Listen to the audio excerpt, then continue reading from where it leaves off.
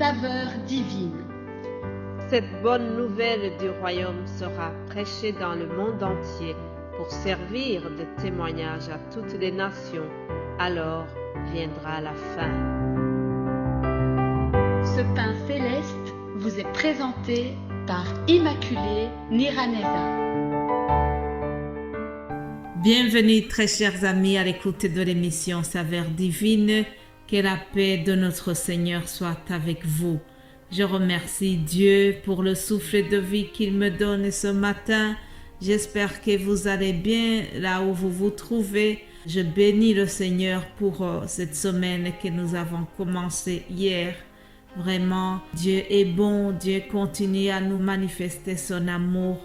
Alors, continuons, chers amis, continuons nos méditations comme j'ai annoncé hier. Cette semaine, nous allons parler du pardon, le pardon que Dieu nous accorde, le pardon que nous devons aussi donner à notre prochain.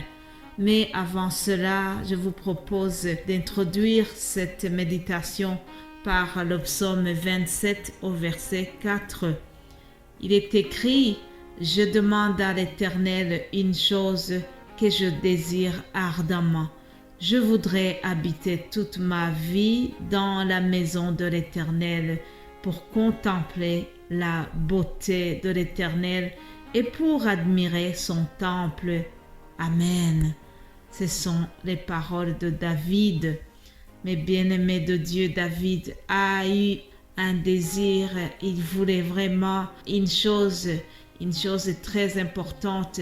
Et le souhait de son cœur, c'était de rester dans la présence de Dieu. David avait compris qu'une fois dans la présence de Dieu, toutes les choses deviennent nouvelles. Une fois dans la présence de Dieu, nous avons une autre révélation du Christ. Et une fois que nous sommes dans la présence de Dieu, le Seigneur vient bouleverser notre cœur. Le Seigneur vient toucher nos émotions, nos pensées, notre intelligence, et notre esprit est influencé par l'Esprit de Dieu. Une fois dans la présence de Dieu, nous nous approchons davantage de Christ et nous lui ressemblons. Alors, ayons le même désir que David, celui d'être dans la présence de Dieu tout le temps. Alléluia. Après cette introduction, je vous propose d'avoir quelques réflexions sur le pardon en nous basant sur la parole de Dieu. Voyons d'abord ce que nous voyons dans Éphésiens 4, 32. La parole nous dit: « Soyez bons et pleins de compassion les uns envers les autres. Pardonnez-vous réciproquement comme Dieu nous a pardonné en Christ. » Alléluia. L'apôtre Paul a exhorté les chrétiens d'Éphèse à être bons les uns envers les autres. Il a demandé aussi, il les a exhortés d'avoir la compassion les uns envers les autres. Lorsqu'on a ces deux qualités, la bonté et la compassion à l'égard de quelqu'un, forcément on lui pardonne aussi facilement, n'est-ce pas, chers amis?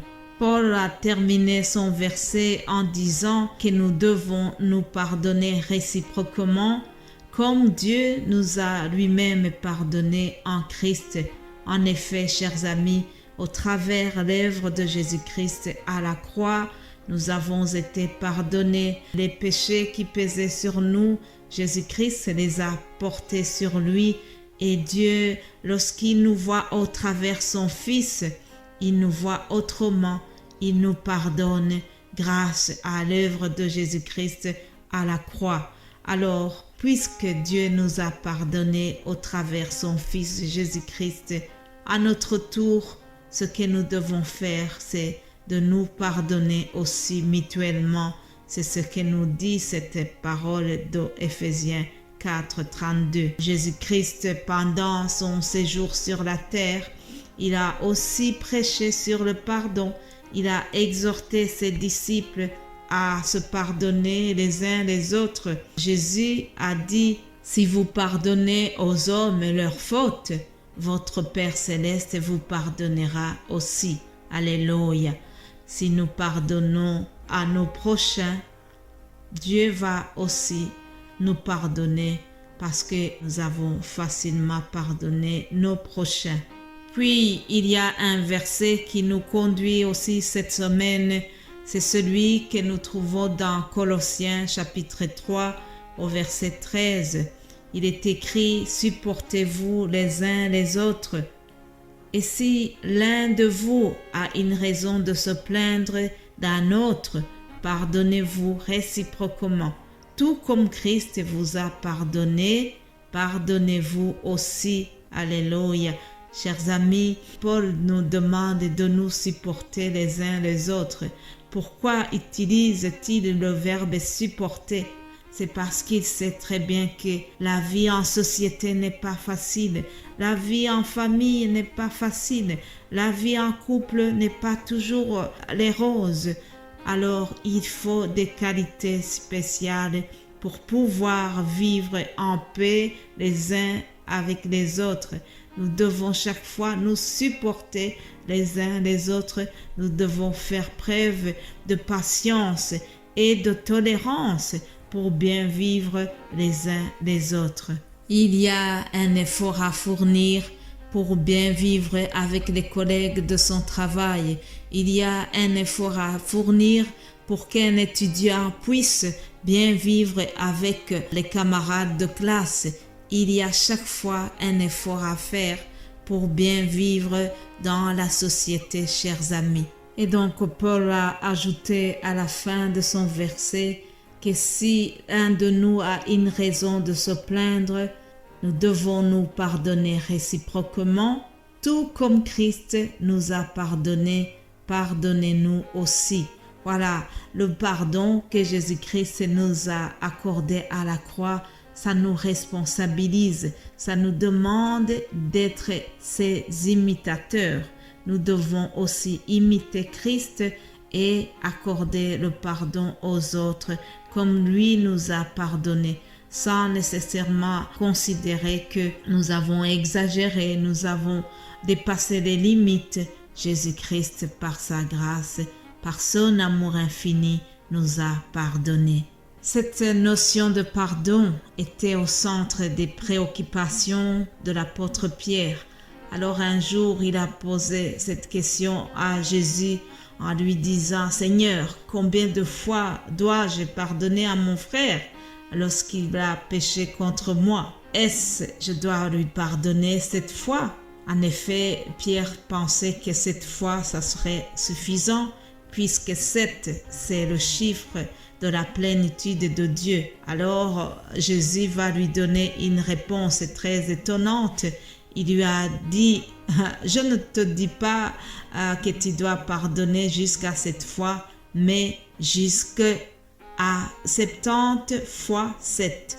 70 fois 7. Autrement dit, Jésus lui dit, tu ne dois pas seulement pardonner 7 fois, mais tu dois pardonner d'une manière illimitée. Illimitée. Ah, voilà un défi à relever, chers amis. Jésus nous demande de pardonner continuellement. Ce n'est pas toujours facile, mais c'est ça qu'il nous demande de faire. Mais bien-aimés de Dieu, ce pardon illimité, je vais vous avouer en terminant que c'est aussi mon champ de bataille. Et je voudrais souligner cette parole que nous trouvons dans Zacharie chapitre 4 au verset 6, que ce n'est ni par la puissance, ni par force, mais par l'Esprit du Seigneur.